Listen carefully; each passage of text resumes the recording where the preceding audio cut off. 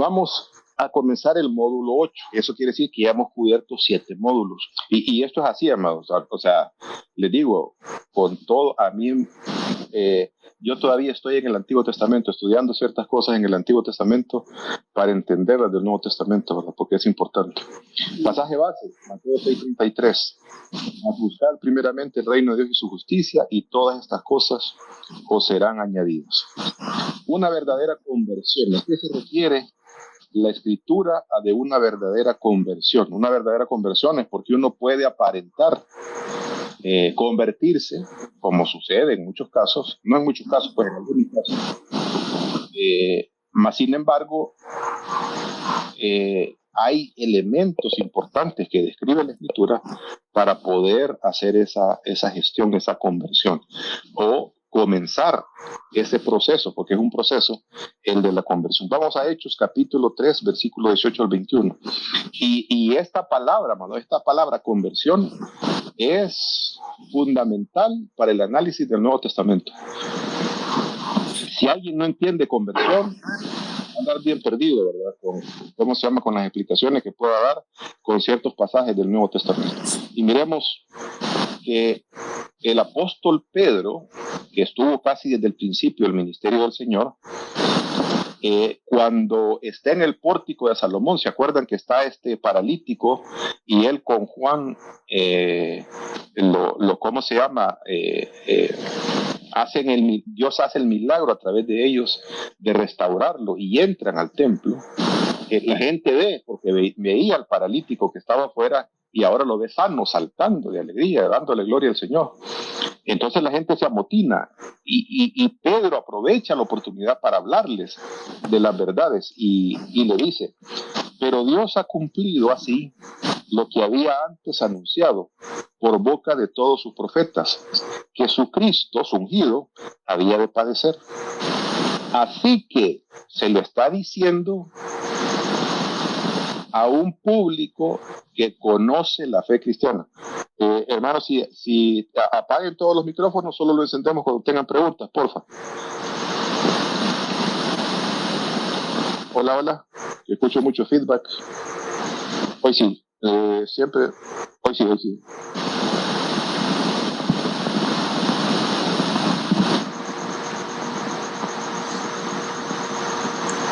Reinaldo Yu dice: se salva así como por fuego, porque faltan 2 minutos todavía para las 7:30. Bienvenido. Gracias, pastor. Buenas noches a todos. Huele a azufre. Huele a azufre todavía. El jabón de baño. Donde va a ser el llamado el apóstol Pedro a judíos. Oigan bien esto. Judíos que creen a pie juntilla que ellos son parte integral del reino del Señor. Y les va a decir lo siguiente: los norteamericanos tienen una expresión que dicen: no hay que predicarle al coro. A ver, si tienen por favor todos apagados el micrófono y solo lo abrimos cuando comentemos, para no tener ese feedback que escucho. Hola. Tirsa, si puedes apagar el micrófono, porfa. Yo creo que lo tengo apagado. Aquí está encendido, por lo menos en la aplicación esta aparece encendido. Entonces va a ser el siguiente llamado. Así que, y están retomando casi las palabras de nuestro Señor Jesucristo cuando Él comienza su ministerio. Acuérdense que Juan fue el que comenzó, fue el precursor, el que abrió el camino para que el Señor se presentara. Y el mensaje de Juan fue: arrepentíos porque el reino de los cielos se ha acercado. Y ahora Pedro va a retomar casi las mismas palabras y va a decir esto: así que arrepentíos y convertíos para que sean borrados vuestros pecados, para que vengan de la presencia del Señor tiempos de refrigerio. Y Él envía a Jesucristo, que os fue antes anunciado, a quien de cierto es necesario que el cielo reciba hasta los tiempos de la restauración de todas las cosas, de que habló Dios por boca de sus santos profetas, que han sido desde el tiempo antiguo. Está hablando, yo estoy basando mi mensaje, dice Pedro, en el Antiguo Testamento, señores. Yo no le estoy hablando carreta, le estoy hablando Biblia. Nada más que hay que ponerle atención porque ya el Cristo ya vino, el ungido, el Mesías ya se presentó y que tenía que padecer, y nosotros ahora que hemos sido leales a la ley de Moisés, necesitamos cambiar el chip, necesitamos meternos a ese reino glorioso del Señor, a ese reino que nos fue ofrecido, que nos ha sido dado, pero es necesario arrepentirnos y convertirnos. Déjenme darles un dato importante. Y vamos a ver, y por eso es importante el Antiguo Testamento, ¿verdad? En el Antiguo Testamento es fácil ver las conversiones de aquellos que no son judíos. En otras palabras, de aquellos que son adoradores de otros dioses. Y déjenme darles algunos ejemplos. Por ejemplo, ¿verdad? Abraham. Déjenme ver qué pasó acá.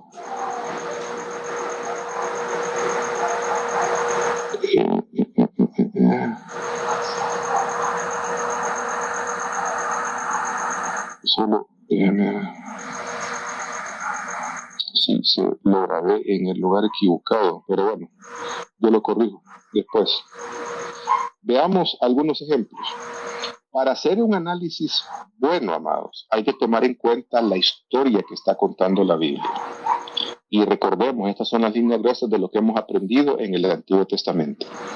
Después del evento de la Torre de Babel, todas las naciones que aparecen en el capítulo 10 de Génesis quedaron bajo la autoridad de otros dioses, a los que la Biblia le llama Elohim. Elohim son seres espirituales que son creados por Dios, pero que se rebelaron en contra de Dios. Y que esa rebelión, ¿en qué consta esa rebelión? En oponerse a los planes que Dios tiene, con los cuales ordenó este planeta, le dio vida a este planeta, y él en el Edén quiso reinar con esos planes, con esos propósitos. En otras palabras, todos estos seres celestiales rebeldes son anti-Edén, son en contra del reino del Señor, son parte del reino de las tinieblas. Abraham, por ejemplo, fue el nuevo comienzo del reino de Dios sobre la tierra. Lo que había hecho en el Edén se perdió por lo que hizo Adán y Eva. El Señor vuelve a arengar con las naciones, y de la línea de Set es donde vienen gente invocando al nombre del Señor. Y hay una línea, de la línea de Caín, que son gente que se van alejando cada vez más del Señor y que van multiplicándose en maldad. Y hay dos líneas, dos genealogías desde el punto de vista espiritual. La línea de los hijos de Dios, de aquellos que viven bajo la soberanía de Dios, y aquellos que no. Pero llega un momento en Génesis 6 donde hay una rebelión de seres espirituales, de los hijos de Dios, que dice ahí la Escritura, que se meten con mujeres, y a partir de ese evento la humanidad llega a un degenere terrible, que Dios tiene que mandar el diluvio. Salva el Señor a Noé a través del arca que le hace construir, y con Noé, sus hijos y las esposas de sus hijos, hay un nuevo comienzo para la humanidad. Pero siempre en el corazón de Dios está el deseo de gobernar esta tierra que Él ha creado. Él ha creado esta tierra como un templo para gobernar a través nuestro toda su creación. Justamente es lo que dice el Salmo 8. El Salmo 8 es un salmo precioso, que no dejen escapar ninguno. Si lo pueden volver a leer y leer y leer y leer. Yo hoy lo estuve examinando, que me quedé chance un poco en la tarde, todas las versiones habidas y por haber que tengo en Logos, y cuando uno más lo estudia, más lo aprecia, lo que el deseo del corazón de Dios de habernos creado a su imagen y semejanza. En la categoría de seres espirituales somos más bajos incluso que los ángeles, pero dice que nos ha dotado de gloria y de majestad, y ha puesto bajo nuestros pies su creación para que nosotros la gobernemos, para que nosotros reinemos en este mundo, pero bajo su soberanía. La familia de Abraham es la única familia del reino para ese nuevo comienzo. Dios, la estrategia que sigue no es que va detrás de todas las naciones, sino que Él forma una nación de los lomos de este par de viejitos, llamada Abraham y Sara, para establecer su reino aquí en la tierra. Y todas las personas extranjeras fuera de Abraham, en ese momento de la historia, son adoradores de otros Elohim, son adoradores de otros dioses. Por eso es que tiene que pasar algo para que un extranjero, cuando se da cuenta de quién es el Dios de Israel, algo hacen para convertirse de las tinieblas a la luz del Señor. Y debemos también saber que aún en Israel había personas que eran adoradoras de otros dioses. Por ejemplo, el papá de Gedeón. El papá de Gedeón tenía un Baal en la casa, una figura de un dios pagano, pero dice el apóstol Pablo que detrás de todo ídolo hay un ser espiritual. Y esto que era israelita. Y Dios escogió a Gedeón precisamente para liberar a la nación de Israel de la potestad de los madianitas. Entonces, amados, en el contexto de los casos que vamos a estar viendo en el Antiguo Testamento, tenemos que darnos cuenta que los extranjeros son servidores de otros dioses. Y la conversión que van a tener es importante que la veamos porque nos habla, nos grita de qué es lo que está sucediendo en el plano espiritual para que el Señor los tome como parte integral de su pueblo, de su reino. Vamos al caso de Abraham. Fíjese que Abraham es sacado de Ur de los Caldeos, pero cuando sale, lógicamente, si le creyó al Señor, fue que salió de Ur de los Caldeos y aunque anduvo medio perdido ahí con su padre, pero llegó hasta la tierra de Canaán. Pero la fe de Abraham todavía no había, si bien es cierto, digamos, si en ese momento Abraham se muere, hubiera sido salvo. Aunque la fe de él estaba bien raquítica, porque a la primera hambruna que hubo se fue para Egipto, en vez de buscar el rostro del Señor para provisión. Prefirió ir a refugiarse a Egipto y allá fue un solo despelote, porque una de las cosas que sucedieron en Egipto es que le iban a quitar a la mujer y encima se llevó a Agar. Agar era una egipcia que de ese viajecito salió y ya saben todas las complicaciones que hubo por Agar en la casa de Abraham. Y no es hasta que esté en la tierra de Canaán, hasta que ha regresado de Egipto, que Abraham comienza a entender los planes de Dios. Y es hasta ahí realmente donde comienza Abraham a creerle a Dios a pies juntillas, a no dudar de el proyecto, el plan que Dios tiene, no solamente pensando en él y su familia, sino pensando en la redención de la humanidad. Luego vino a él palabra de Jehová diciendo, porque le preguntaba, ¿verdad, Abraham? ¿Me va a heredar un extranjero, un damaseno, alguien fuera de la tierra de Canaán, fuera de mi familia, porque era el mayordomo de él? Y le dice, no te va a heredar sino un hijo tuyo será el que te heredará. Y lo llevó fuera de su tienda, y le dijo, mira ahora los cielos, y cuenta las estrellas si las puedes contar. Y le dijo, así será tu descendencia. O sea, una multitud de hijos de Dios. Y de hecho las estrellas simbolizan seres celestiales, simbolizan los hijos de Dios. Y habla precisamente de los hijos de Dios, no solamente los que iban a venir por genealogía, sino los que iban a venir también por la fe, como lo somos nosotros. Y dice el versículo 6, hasta entonces, y creyó a Jehová y le fue contado por justicia. En otras palabras, algo sucedió en Abraham que antes no le había creído al Señor, o le había creído a medias, o le había creído con dudas, o le había creído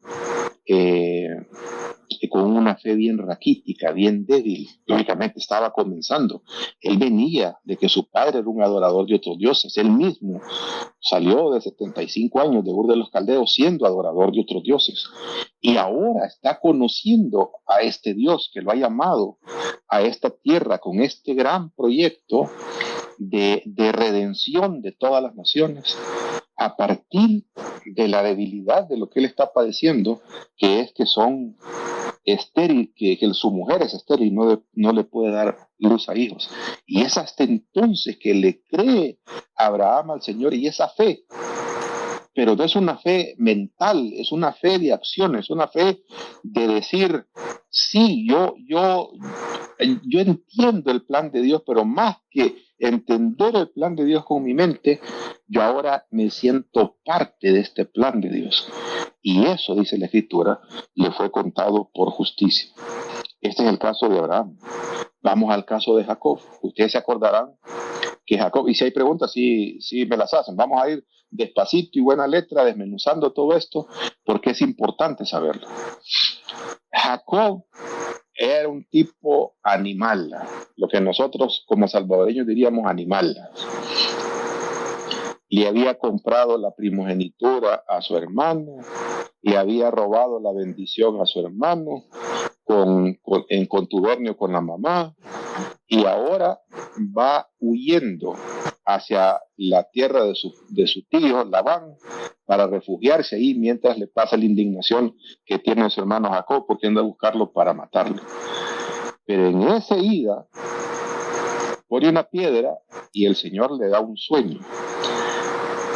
Y dice en la Escritura que era una escalera grande, es la manera de escribirlo. Realmente es el monte santo de Dios, lo que él ve, y ve ángeles que suben y bajan sirviendo al Señor. Cuando se da cuenta en el sueño, el ángel de Jehová, nuestro Señor Jesucristo, antes de encarnarse, se le aparece hablando con él en la parte baja y le dice que él es el Señor, que él es el Dios de Abraham, que él es el Dios de Isaac, su padre, y que lo ha escogido a él para el proyecto que tiene de continuidad de las promesas que le ha hecho a Abraham. Cuando se despierta Jacob, aquí es donde ocurre la conversión de Jacob. E hizo Jacob voto, un compromiso, diciendo, si fuere Dios conmigo y me guardare en este viaje en que voy, y me diere pan para comer y vestido para vestir, el futuro de Jacob es incierto. No sabe, no conoce ni a su tío, no sabe con la gente que se va a encontrar, no sabe si va a comer, no sabe si va a vestir, pero él sabe que ese Dios se le ha manifestado en sueños y hace ese trato, ese pacto con el Señor. Y si volviera en paz a la casa de mi padre, Jehová será mi Dios. Oiga bien lo que está diciendo. Hay otros dioses, pero ese Dios que me ha dicho, que me ha escogido a mí para darle continuidad a los planes que comenzaron con Abraham, él va a ser mi Dios. Y aquí hay una repercusión. No es una decisión ligera lo que está haciendo Jacob. No es algo pasajero, no es algo de impulso, no es algo de emoción. Es un compromiso a decir, el Señor va a ser mi Dios, con todas las implicaciones que eso tiene. Solo lo saco un poquito de la historia para meterlos en una parte cultural que es importante para entender lo que está diciendo Jacob. Perdón. ¿Cuál? Sí. No sería una conversión en ese momento para Jacob, no. ¿Cómo no? Ahí es donde ocurre la conversión de Jacob, exactamente. Ajá, okay. Aquí es donde se convierte Jacob. Okay. Jacob no nació cristiano, no nació hijo de Dios.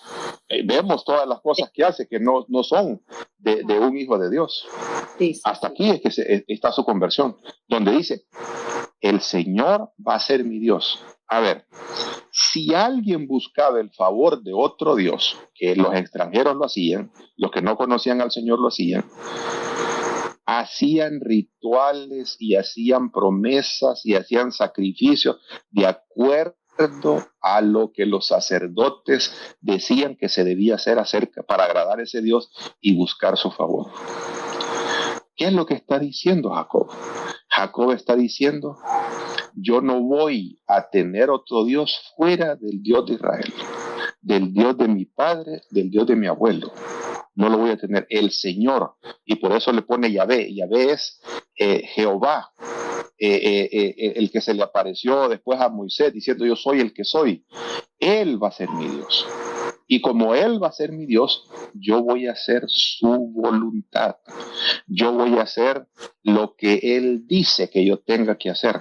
No voy a hacer mi voluntad, voy a hacer la voluntad del Señor. Jehová será mi Dios, y esta piedra que he puesto por señal, la cabecera, será casa de Dios, y de todo lo que me dieres el diezmo apartaré para ti. En otras palabras, está diciendo: yo me comprometo a que mi persona y mis generaciones van a ser casa de Dios. Significa el templo de Dios, significa las oficinas centrales de Dios aquí en la tierra. En otras palabras, aquí va a ser el lugar a donde Dios va a morar con nosotros, porque cuando se levanta, esta es puerta del cielo. ¿Por qué? Porque hay un portal de ese mundo espiritual que no vemos en este mundo físico que sí vemos. Eso es lo que ocurrió en Jacob. Entonces está haciendo ese compromiso con Dios. Allá cuando llega con su tío tiene otros dioses. Se acuerda que una de las hijas se robó unos terafines, unos dioses caseros. Pues esa era la adoración que tenía Labán. Y ¿cómo se llama? Y las esposas que tenía también Jacob eran medio idólatras, porque hasta que le dice él, ¿verdad? Miren, vamos a subir a Betel, pero despójense de todos los ídolos que tenemos. Y lo fue a enterrar. Porque Dios, el compromiso que está haciendo, un compromiso serio con el Señor. Aquí es donde está ocurriendo la conversión. Vemos en Abraham que se siente parte del plan de Dios, que es parte activa del plan, que no es una teoría lo que está aprendiendo. Le creyó Abraham al Señor y le fue contado por usted. Y aquí vemos a Jacob diciendo: yo no voy a tener otros dioses más que Dios, y yo le voy a edificar casa. Yo voy a hacer que el reino que él está prometiendo se establezca aquí en la tierra, en mis generaciones, en mi descendencia, con mis hijos, para que él pueda gobernarnos desde la casa que yo le voy a edificar. ¿Preguntas, amados, hasta acá? ¿Está claro todo? ¿Está confuso? Hola, hola. Estamos viendo.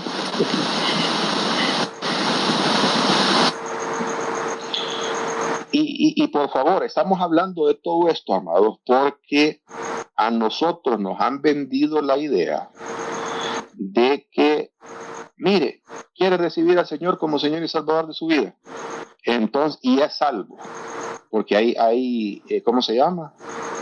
Iglesias que así venden ¿cómo se llama? El evangelio, ¿verdad? Y la gente a veces, por salir del apuro, sí, pero no saben lo que están diciendo. Esta gente está consciente de lo que está diciendo. Pastor, Sí. una pregunta. Hay personas que ya están en el hospital muriendo, y hay una persona familiar cristiana que lleva y le lleva una palabra de que se arrepienta de sus pecados, último momento, y ellos dicen que se arrepienten en ese momento. O sea, no hay tiempo de ver su fruto de conversión, pero la persona que le compartió dice: en ese momento ella me estaba escuchando y me dio una señal de que sí recibió a Cristo. Sí, y Dios es tan misericordioso que lo permite y lo ha permitido. Y lo va a seguir permitiendo mientras la gracia del Señor esté con nosotros. Y sí, cierto, y vemos el caso, hay un caso bíblico, el ladrón en la cruz. El ladrón en la cruz tenía sus convicciones bien sólidas de quién era el Señor, porque lo está viendo que se está muriendo con él, que ese mismo día los dos se van a morir, pero sin embargo le dice: acuérdate de mí cuando vengas en tu reino. Supo de alguna manera que iba a resucitar, porque los muertos no regresan de acuerdo a los saduceos. Este sí sabe que que el Señor Señor va a regresar. Y no solamente le dijo que va a regresar, sino que va a regresar y va a regresar en su reino. Y yo quiero ser parte de ese reino. Entonces le dice el Señor, bien hecho. No dio frutos de ¿cómo se llama? De hacer cosas para Dios, porque la vida no se lo permitió. El único tema, Tirsa, con esto es que no esperemos hasta el último momento, ¿va? La misericordia de Dios para ¿cómo se llama? Para hablarles a nuestros parientes, porque la idea de Dios no es solamente salvarnos, la idea de Dios es sacarnos de las tinieblas al reino de su luz admirable, para que nosotros seamos los representantes de lo que el Señor quiere hacer en este mundo. Seamos la restauración de esa imagen y semejanza para que le amemos a Él y también le mostremos amor a nuestro prójimo. ¿Quién está por ahí? Hermana Carmencita. Sí, pastor, por eso es que hay personas que cuando uno les habla del Señor y todo esto, dicen, no, todavía no, hay más adelante. O sea, como seguir en su vida. Bien, están conscientes de lo que se está haciendo, pero dicen, no, hay más adelante. Hasta cuando los jóvenes aceptan, les dicen, no, estás muy joven, ya te fregaste. Pero es por eso. Exactamente. Correcto, exactamente. Entonces, el problema que yo tengo, hermanos, y no sé si lo alcanzan a ver, es que cuando andamos evangelizando la calle, haz esta oración con nosotros, y realmente la gente no está expresando eso con convicción, estamos engañando a la gente diciendo lo que son salvos cuando simplemente han repetido del diente al labio una oración cualquiera, pero que no ha habido realmente. Incluso pasa en las iglesias, ¿verdad? Y hay iglesias que son bien entusiastas y que miren, que pase adelante, y los hermanos casi que lo llevan de la mano para que vaya a recibir a Cristo a la persona. Esto es de decisión propia, de convicción propia, de saber qué es lo que estamos haciendo. Por eso es tan importante la predicación del evangelio puro y duro, como el Señor lo está predicando. Lo predicó y los apóstoles siguen diciendo acerca del evangelio. Veamos el caso de Jetro. Una aclaración. Jetro es el suegro de Moisés, pero Jetro era sacerdote de Madián. Eso significa que era sacerdote de otros dioses. Sí, de otros dioses. ¿Cómo sabe, pastor? Mire las palabras. Cuando Jetro llega con la mujer y Gerson, que es el hijo que tienen nacido, llegan ahí al Sinaí a visitar a Moisés. Moisés le habla y le dice a Jetro, mira, nuestro Señor nos sacó de la cautividad. Le habló de las plagas, del poder de Dios, de la derrota de los dioses de Egipto. Le habló de cómo había sido misericordioso en el camino, de cómo les había dado maná, de cómo les había dado agua, de cómo sus ropas. Todo eso impresionó la vida de Jetro. Jetro es sacerdote de otros dioses. Y se alegró Jetro, oiga bien lo que está haciendo, de todo el bien que Jehová había hecho a Israel. Él es israelita, al haberlo librado de mano de los egipcios. Y Jetro dijo, bendito sea Jehová, el Dios de Israel, que os libró de mano de los egipcios y de la mano de Faraón, y que libró al pueblo de la mano de los egipcios. Ahora conozco que Jehová es más grande que todos los dioses, porque en lo que se desobedecieron prevaleció contra él. En otras palabras, hubo una guerra espiritual en Egipto. Yo estoy consciente, dice Jetro, porque yo también soy adorador de otros dioses, pero ahora conozco que todos esos dioses, porque los dioses egipcios se creían que eran para las otras culturas y las culturas vecinas, amados, que el que daba el agua, el que daba la lluvia, el que protegía el río Nilo, el que daba los alimentos, y la riqueza de Egipto se justificaba porque los dioses de Egipto cuidaban de la prosperidad de Egipto. Pero ahora que Dios los ha liberado, Jetro reconoce y dice, yo estoy viendo con mis ojos lo que el Señor ha hecho. Dios es el Dios verdadero, es el Dios único, es el Dios en que yo debo confiar. Y a partir de ahí, Jetro se convierte al Señor. A partir de ahí, Jetro deja ser un sacerdote de otros dioses para servir al Dios de Israel. Esto, amados, es la conversión de Jetro. La renuncia a servir a otros dioses para servir al Dios verdadero. Pero no servir al Dios verdadero a mi manera, o como yo quiero, o a mi preferencia, o a mi conveniencia. Esto no funciona así. Renunciar a lo que yo hacía antes de esa adoración que tenía a otros dioses, para venir a aprender qué es lo que Dios demanda de mí, para yo ser parte del sistema de adoración establecido por ese Dios que derrotó a esos dioses de Egipto, ese Dios que libertó a su pueblo, ese Dios que ha hecho maravillas con el pueblo de Israel. Ese también va a ser mi Dios. Está más claro, ¿verdad? Veamos también Rahab, ¿se acuerdan? La ramera en Jericó. Aquí está cuando habla con los espías. Los esconde, pero Rahab, amados, los escondió porque la doña es animal. Esto no los escondió para sacarles pisto.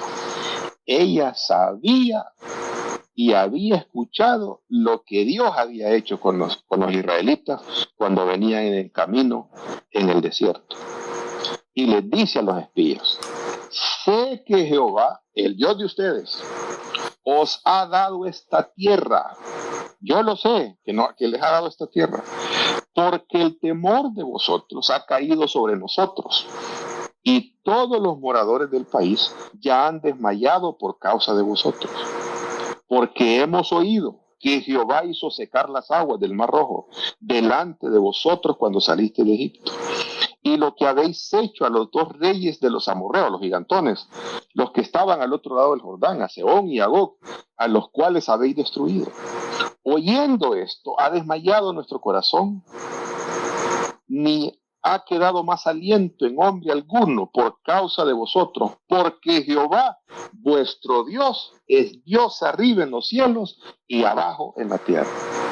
Esa mujer está renunciando a creer en otros dioses, porque muy probablemente, amados, en algún momento de su vida, si ella no conocía nada de Dios, en algún momento de su vida, cuando era una niña, cuando fue una adolescente, cuando fue una joven, se puso a estar adorando ahí a los dioses de Jericó, a los dioses de otro lado, y a buscar el favor de Dios, de los dioses estos, y hacer rituales, y hacer sacrificios, ir donde el sacerdote tal, y un montón de cosas que no funcionaban. Pero ahora esta mujer, que es brillante, una mujer espectacular, que era ramera, eso no quita que, ¿cómo se llama? Que sea inteligente, que sea una mujer sabia. Cuando ve lo que está haciendo Dios en la vida de estas personas, dice, no, este sí es Dios de verdad. Este es el Dios de arriba en los cielos y en la tierra. Todos los demás son la gatada que andan ahí engañando a la gente. Yo a ese Dios es el que quiero para servir, es el que Dios que quiero. Y ustedes se acordarán, amados, que Rahab se unió al pueblo de Israel. Y no solamente se unió al pueblo de Israel, sino que Dios le dio un marido de donde viene la línea del Mesías prometido. Porque de la línea de Rahab, con la vida de un judío, es de donde viene Boz, que se casa con Ruth, una extranjera, de donde viene el rey David, y el Mesías tenía que ser descendiente de David. Está claro lo que es la conversión, amado. Esto no es de que, sí, te pido la perdón, escribe mi nombre en el libro de la vida, amén. Y es cristiano, y lo saludamos como que sea. Por eso es importante entender las escrituras, amado. Déjeme a seguir avanzando. Y después de Ruth, abre el espacio para preguntas. Miremos Ruth. Si ustedes saben la historia bíblica, se van a dar cuenta que las mujeres moabitas son, o sea, ¿cómo decirle? Sería un escándalo tan grande como decir que un hijo de Dios, un hijo de pastor, diría que se está casando con el padre, ¿cómo se llama? Con la hija del papá de esta muchacha que es satanista, así de drástico, porque los moabitas habían hecho tropezar a Israel en el desierto, porque Balaam se había enganchado al rey de los moabitas para hacerlos inducir que sirvieran, les mandó mujeres para que adoraran otros dioses, y el Señor mató un montón de miles de israelitas a raíz de que se fueron a adorar otros dioses. Esta mujer creció en una cultura con otros dioses. A través de que se casa con uno de los hijos de Noemí, es que va conociendo a Dios, porque ve en el seno de este hogar, de sus suegros, cómo Dios, a pesar de que están en Moab y ya han salido de la tierra de Belén, cómo Dios, la confianza que esta gente tiene en el Señor, la fe que tiene en el Señor. Cuando Noemí decide regresar a Belén, las dos nueras la siguen, pero les dice ella: miren, hijas, me están haciendo la carga demasiado pesada, porque si yo estoy sola, no tengo, y así quedar embarazada ahorita, se van a esperar ustedes hasta que yo críe mis hijos para que se casen con ellos. Y le dice, mejor vuélvanse, oiga bien lo que le dice Noemí, vuélvanse a su tierra y a sus dioses. Y dice la escritura que la mayor de las nueras se regresó a su tierra y a sus dioses. Pero Ruth insistió en quedarse. Y miren la conversión de Ruth. Respondió Ruth: no me ruegues que te deje y me aparte de ti, porque a donde quiera que tú fueres, iré yo, y a donde quiera que vivieres, viviré. Tu pueblo será mi pueblo, y tu Dios será mi Dios. Donde tú murieres, moriré yo, y ahí seré sepultada. Así me haga Jehová, y aún me añada, que solo la muerte hará separación entre nosotros dos. Está habiendo un pacto entre ellas dos, pero está Dios como garante de ese pacto, porque ella está renunciando a los dioses de su juventud, está renunciando a los dioses de sus países para abrazar la fe en el Dios de Israel. ¿Estamos comprendiendo, hermanos? Quiero abrir el espacio para preguntas. ¿Qué entonces entendemos por conversión? A ver, quiero abrir el espacio para alguien que quiera opinar. Hasta la fecha, ¿qué entendemos nosotros por conversión?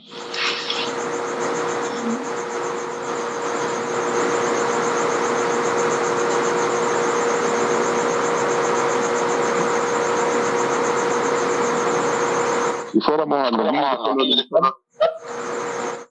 miren, le estamos contando estas historias. Yo diría, maestra, ¿en qué consiste la conversión entonces? Según todo lo que has explicado, es volvernos al Señor y que sea nuestro único Dios en todas las áreas de nuestra vida. Exactamente.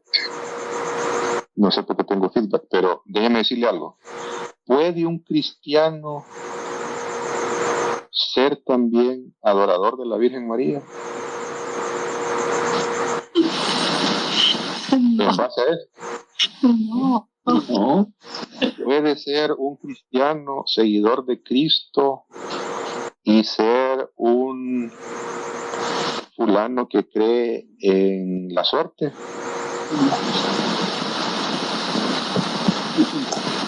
No. En el instante que decidimos por Cristo, estamos hablando de poner nuestra total confianza en el Señor. ¿Y saben qué es lo que realmente sucede? entramos, a ver, cuando renunciamos a no tener otros dioses, como lo están haciendo estos extranjeros, ya nada del santo niño de Atoche, que ¿cómo se llama? Que el escapulario, que todo ese montón de tonteras que ¿cómo se llama? Que nos han vendido en la tradición, que San no sé qué, que San aquí, que no sé qué, que la Virgencita, que la Morena, que todas esas locuras tienen que quedar fuera. Es una renunciación a todo lo que no es el Dios de verdad, el Dios único y verdadero.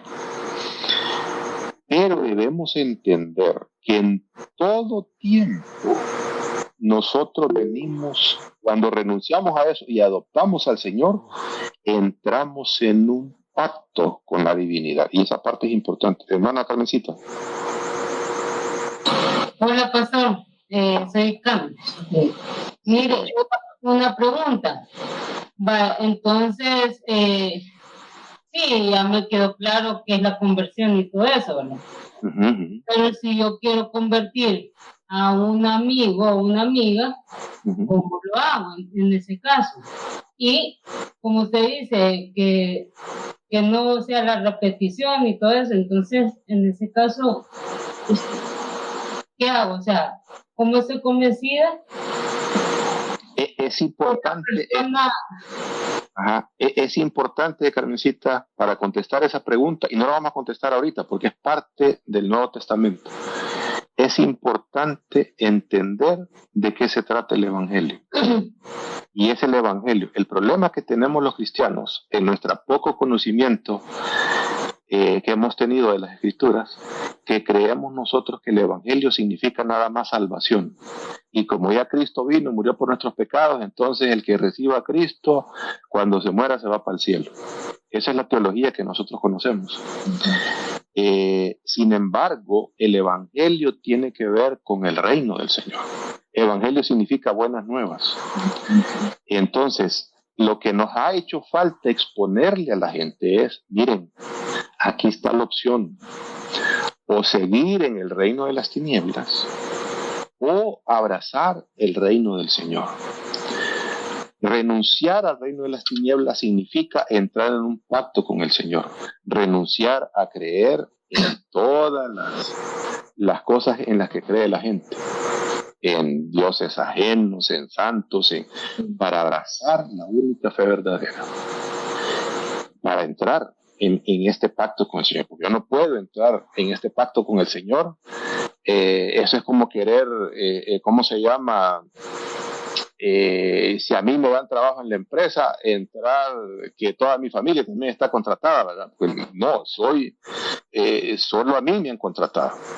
Entonces, yo entro en ese trato, en ese contrato con Dios, en ese pacto, y siempre, en todas las épocas de la historia, está ese pacto con Dios. Por eso Dios es un Dios de pactos. Y vamos a ver en qué consiste el nuevo pacto y por qué es tan importante entender ese nuevo pacto en nuestra fe. Entonces, la parte que nos ha hecho falta exponerle a las personas es que le hemos expuesto el plan de salvación. Pero el plan de salvación es un plan a medias, porque no es el propósito de Dios solamente salvarnos, sino rescatarnos de las tinieblas para que vengamos a formar parte de la causa del Señor. Dios tiene una causa en su reino. ¿Y cuál es la causa del Señor? Expandir su reino de tal manera que muchas personas sean transformadas y que podamos mostrar a este mundo su imagen y semejanza para cumplir esos dos grandes mandamientos que son mandamientos de su reino desde el Edén, y van a ser sus mandamientos hasta en el reino eterno: amar a Dios por sobre todas las cosas y amar a nuestro prójimo como a nosotros mismos. Esa parte, ese énfasis, cuando hacemos ese énfasis, esta gente sabe lo que está haciendo, sabe que lo que están decidiendo es ser parte de esa causa. Saben que lo que están renunciando es, o sea, están dejando lo bueno por todo lo mejor, por lo excelente, porque confían en Dios, porque Dios se ha revelado, ya sea por sueños, porque Dios se les ha aparecido, como en el caso de Abraham, o en el caso de Jetro, porque lo ven el testimonio de lo que Dios está haciendo en la vida de las demás personas. Y ellos dicen, yo quiero también ser parte de ese pueblo. Y adopto a Dios como mi Dios y me uno a ese pueblo, me uno a esa comunidad de fe para, ¿cómo se llama? Así como Ruth, ¿verdad? Ruth dejó su tierra y su parentela y se unió a esa comunidad de fe en Belén para ser parte de. Entonces todo es parte de ¿cómo se llama? De este plan de Dios de querer que la humanidad vuelva al diseño original con el cual nosotros fuimos creados. ¿Cuál es ese diseño original? Que representemos bien esa imagen y esa semejanza de nuestro Dios en este mundo. Pastor, o sea, sí. Podría ser, compartir nuestro testimonio y hablar de lo que antes hacíamos, que no le agradaba al Señor, y el cambio que ha habido en nosotros. Lo que Dios ha hecho en nuestras vidas, por supuesto, ese es parte del testimonio. ¿Se acuerdan el endemoniado gadareno que el Señor lo sanó? Sí. Ese no recibió ni una clase de discipulado, el Señor lo mandó a evangelizar 10 ciudades, Decápolis, antes era y lo que ahora es. Anda a contarles lo que el Señor ha hecho en tu vida. ¿Por qué? Porque esa era la muestra de lo que Dios podía hacer en la vida. Si lo pudo hacer con un endemoniado, imagínese usted lo que podía hacer con otras personas, ¿verdad? Sí, tiene razón. Ahora, quiero dejarlos con esto, amados. Déjenme ver qué horas son ya. 8:22. Denme un chancecito nada más de ordenar ciertas cosas acá y denme 2 minutitos y ya estoy con ustedes nuevamente.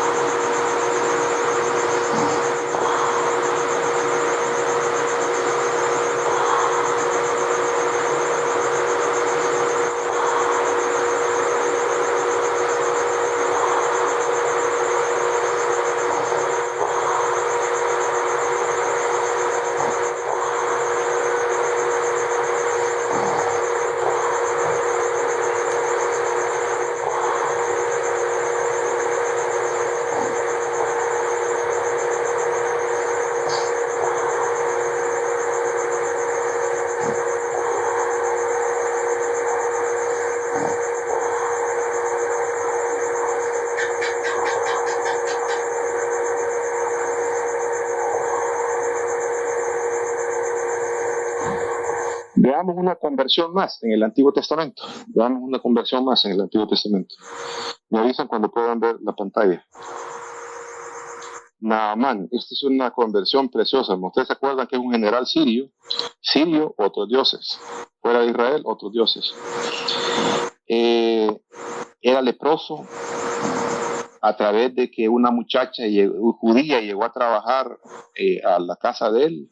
Se dio cuenta que había profeta y dio una oportunidad para sanarse. Él iba en busca de sanidad de su cuerpo.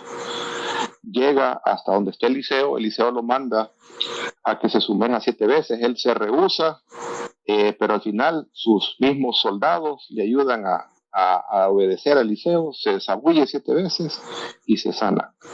Este hombre queda maravillado con lo que es el Dios de Israel, porque ninguno de sus dioses ha podido hacer lo que el Dios de Israel ha hecho por él. Y mire lo que le va a responder a ¿cómo se llama? A Eliseo.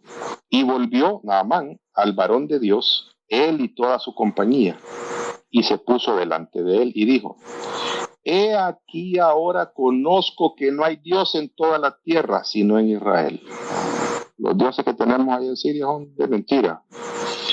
Te ruego que recibas algún presente de tu siervo. En ese momento de la historia, amados, los profetas eran perseguidos. Esto es como que, imagínese usted, esto es lo que está sucediendo. Imagínese usted que hay una ola de ¿cómo decirle? Que a la iglesia, digamos, le comienza a ir mal económicamente. Y que viene alguien y le dice a usted, le voy a regalar un traje de $10,000. Uno como pastor diría, no, hermano, yo viendo la necesidad que está pasando en la iglesia, ni en drogado me pongo un traje de $10,000. Porque es una afrenta al ¿cómo se llama? Al pueblo. Entonces Eliseo dice, no, te ruego que recibas algún presente de tu siervo. Mas él dijo, vive Jehová en cuya presencia estoy, que no lo aceptaré. Y le instaba que aceptara alguna cosa, pero él no quiso. Mire Naamán. Entonces Naamán dijo, te ruego pues, de esta tierra no se dará a tu siervo la carga de un par de mulas. La tierra era importante para Naamán. ¿Por qué? Porque en ese territorio reinaba el Dios de Israel.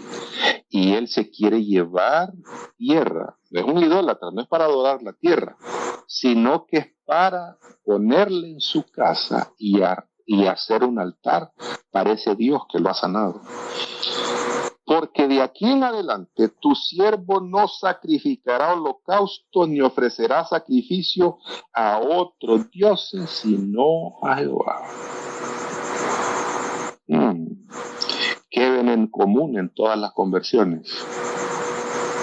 Una renuncia a su sistema de adoración anterior. Totalmente. Porque se dan cuenta que lo que han vivido es una mentira, que lo que han vivido es basura. Cuando ya probaron la realidad de quién es Dios, no hay otro Dios que se pueda comparar con el Señor. Naamán llegó por la sanidad de su cuerpo, pero se fue con una verdadera conversión. ¿Y saben qué? Eliseo no le dice, no, vos sos un idólatra, no te lleves la tierra. No, llévatela, viejo, no hay ningún problema. Allá en tu casa hace un altar para el Señor, sin ningún problema. Hay una renuncia al sistema de adoración. Hay un arrepentimiento. Recuerdan que arrepentirse y convertirse. Yo estoy en la falsedad, estoy equivocado, esto es lo verdadero, yo abrazo esto, este es el Dios de verdad, es el Dios, yo conozco ahora quién es el Señor, el creador de los cielos y de la tierra.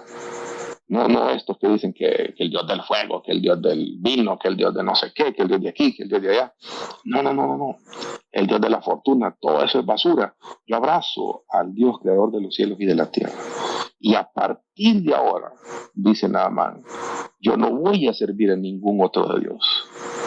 Mi Dios va a ser el Dios de Israel. Mire usted, ¿se convirtió o no se convirtió Naamán? Por supuesto que se convirtió. Y aquí quiero dejarlos con una cosita que parece, porque lo vamos a ver en el Nuevo Testamento, que pareciera que, bueno, mejor lo leo y después se los cuento. Primera Crónicas 4, 9 al 10. Ahora, todos los casos que hemos visto hasta la fecha son de extranjeros. Abraham también es extranjero, no nació judío. Él llegó a fundar ¿cómo se llama? La nación de Israel. Todos han renunciado a sus dioses y han entrado en pacto con Dios para servirle, para adorarle, de acuerdo a la voluntad del Señor. Han renunciado a su sistema de adoración de otros dioses, han renunciado incluso a sus tierras, han renunciado al pasado y están abrazando al Dios de Israel. Pero ¿qué pasa con los israelitas? ¿Se acuerdan que les conté que también los israelitas tenían adoradores de otros dioses? Eran adoradores de otros dioses. Lo vemos a lo largo y ancho del Antiguo Testamento. Y aquí, dentro de la línea de Judá, hay un hombre que se llama Jabes. Y muchos Hay hasta libros que se llaman La oración de Jabes, porque no entendemos el contexto de lo que la Escritura nos enseña. Dice que Jabes fue más ilustre que sus hermanos, al cual su madre llamó Jabes, porque Jabes tiene ese parecido con la palabra dolor, diciendo, por cuánto lo di a luz en dolor. Imagínese usted, ¿verdad? Un niño que quedó marcado por ese hecho, de a saber cuántas horas de parto le tocó a la señora para tener ese bicho. Y quedó marcado con eso, que eso marcó su vida. Pero él era más ilustre, era más inteligente, era más brillante, era más sabio que el resto de sus hermanos. El resto de sus hermanos, sí, que yo soy aquí, que yo pobrecito, yo nací aquí, que no sé qué. Este hizo algo, invocó. A nosotros nos parece que invocar es nada más hacer una oración. Y no es así. Invocar tiene una connotación de continuidad en la fe. Tiene una connotación de compromiso con el Señor. Esto no es una oración que hizo Jabes. Esto fue un cambio de vida, de estar a medias con Dios a ponerse serio con Dios, de estar en una fe ahí jugando a la fe y que sí, que matemos un cabrito y lo llevamos y la tradición y todo, a estar en ese. Invocar a Dios, amado, significa buscar el favor de Dios, pero de una manera continua, de una manera constante, perseverante.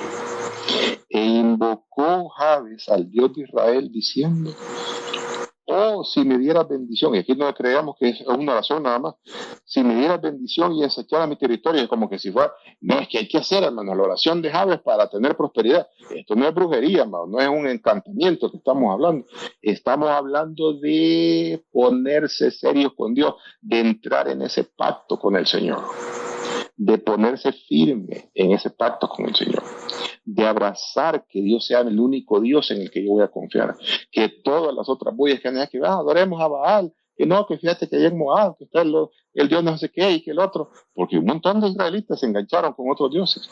Hasta el mismo Salomón llegó a convertirse en un idólatra, y por la misericordia de Dios, ya en sus últimos días, el Señor tuvo misericordia de él, porque era más por amor a David, creo yo, que por amor a Salomón, por lo que había sido su padre. Invocar tiene esa connotación de búsqueda, de servicio, de adoración, de que Dios sea el Dios único a quien yo sirvo, que yo vengo a ser parte de una comunidad de gente, porque Dios no me quiere como llanero solitario, me quiere dentro de esa comunidad de fe para que yo crezca en el conocimiento de Él, que crezca en amor para con Él y para con mi prójimo, que la imagen de Dios, porque estoy cerca de Él, se vaya produciendo, se vaya limpiando en mi vida, porque está distorsionada. El mundo me ha hecho egoísta, el mundo me ha hecho que solo para mí, que no importa si te tengo que pasar el carro encima, pero si yo estoy bien te lo voy a pasar. A adoptar la causa de Dios en mi vida como una causa donde Dios quiere hacer de este planeta, y lo va a hacer porque ese es el corazón de Dios, y eso créame que así va a terminar, así termina la historia de este planeta. Quiere hacer de nosotros lo que Él siempre quiso hacer en el Edén. Salmo 8. Salmo 8 es precioso, solo le resumo una parte que es importante, y hasta ahora me hizo clic. Porque lo que no me hizo clic hoy en la madrugada, que me puse a leerlo, era ese versículo 2. El versículo 1 dice, la tierra está llena de la gloria del Señor. Dice el rey David.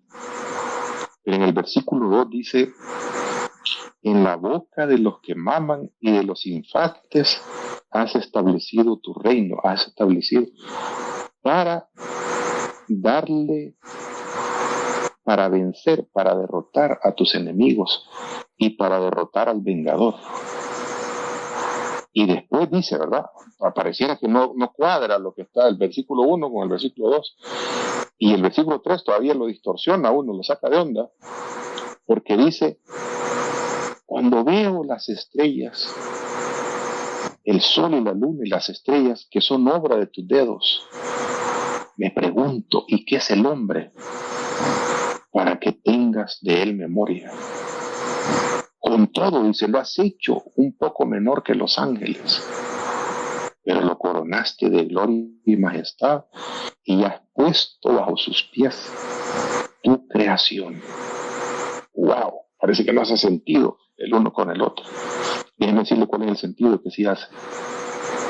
El deseo del corazón del Señor es que creó este planeta para habitarlo, para establecer. Este planeta ha sido creado por Dios como un templo para su presencia. Y dice los Salmos que Él escogió a Jerusalén como su morada permanente.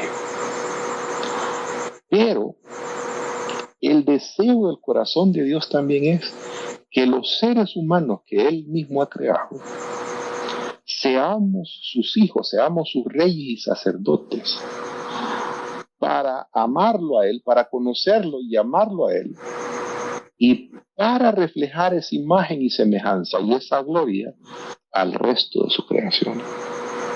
Y ahí donde está el peso de amarás al Señor tu Dios con todas las fuerzas de tu corazón y a tu prójimo como a ti mismo. Esa es la esencia del reino del Señor, la esencia de los caminos del Señor en la actualidad y siempre, desde el Antiguo Testamento y siempre. Cuando habla el Señor de que puso su fortaleza, nos creó a nosotros, y es que esto es impactante, ¿verdad? ¿Por qué nos hizo menor que los ángeles?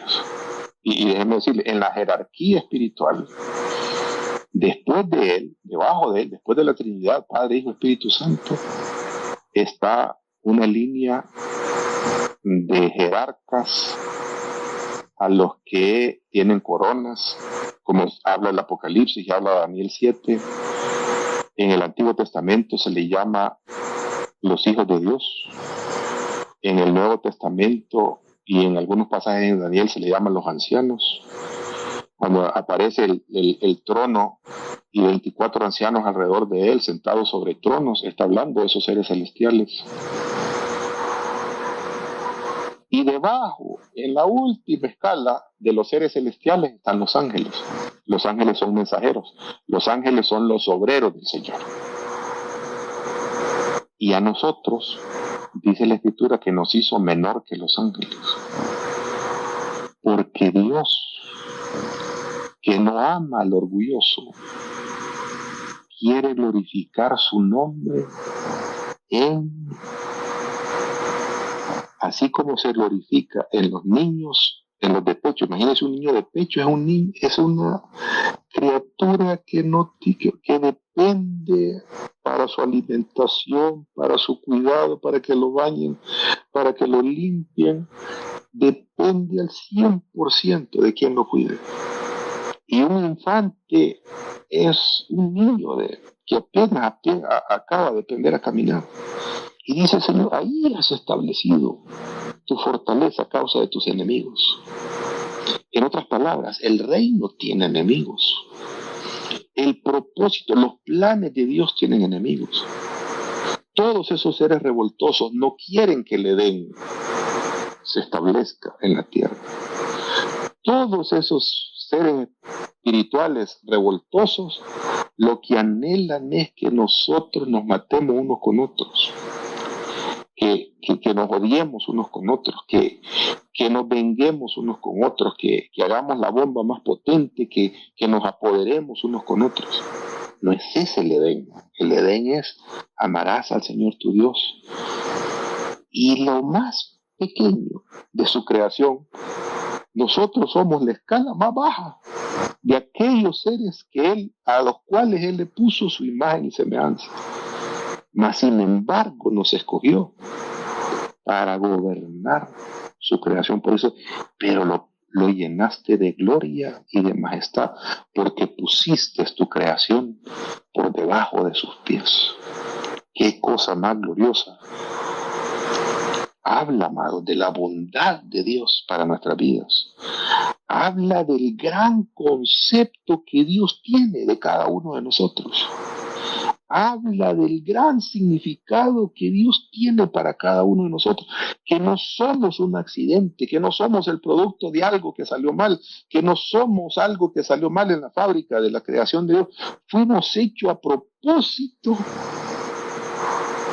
para gobernar este planeta juntamente con Él, pero bajo sus términos. ¿Y qué es una conversión?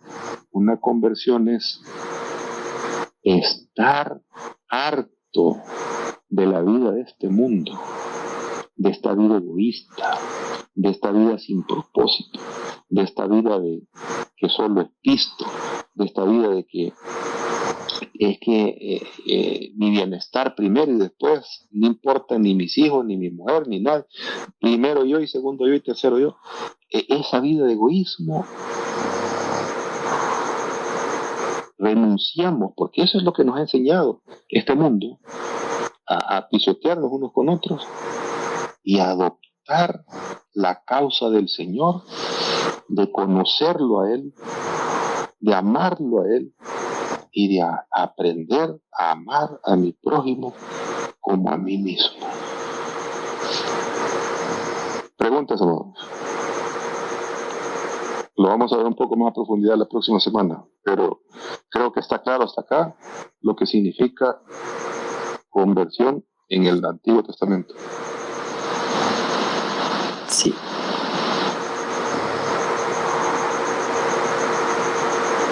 Preguntas. ¿Todo claro?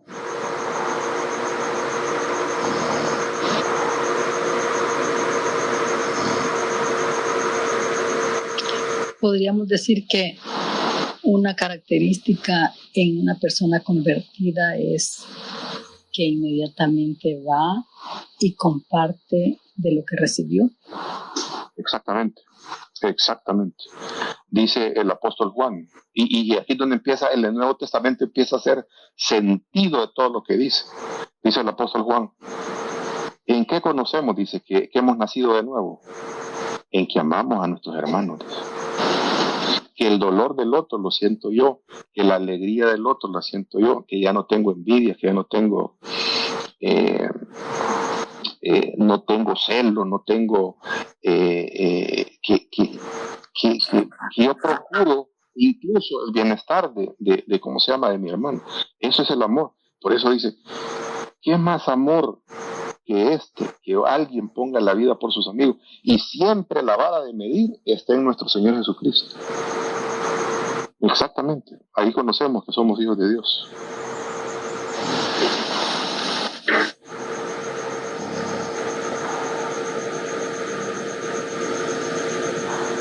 Preguntas, hermanos.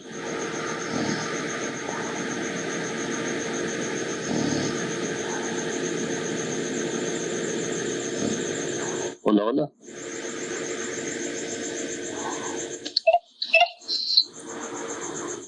Creo que quedó bastante claro realmente. Ok. Es importante, amados, cuando vayamos al Nuevo Testamento, entender esto mismo. Porque déjenme decir una cosa. Por ejemplo, el joven rico. Cuando el joven rico llega donde el Señor, le dice, maestro bueno, ¿qué debo hacer para heredar la vida eterna? En nuestra pobre conocimiento de las Escrituras, la respuesta no estuvo hecho nada. Lo único que tenés que hacer es recibir a Cristo como Señor y Salvador de tu vida. Pero esa no fue la respuesta del Señor.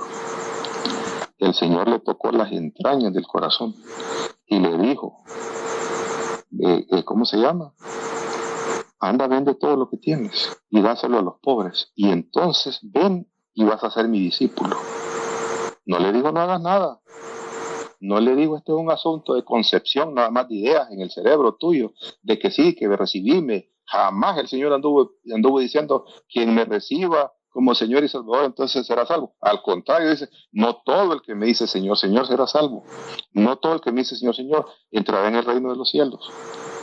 ¿Por qué? Porque esto no es del diente al labio, esto es de convicción. De convicción de dejar una vida de otros dioses, del mundo, de las tinieblas, para adoptar la fe en el Señor Jesucristo, para meterme en ese pacto con el Señor. Lo que el Señor anhela, es el anhelo de mi corazón. La esperanza que Dios me dice que debo tener es la esperanza que debe latir en mi corazón.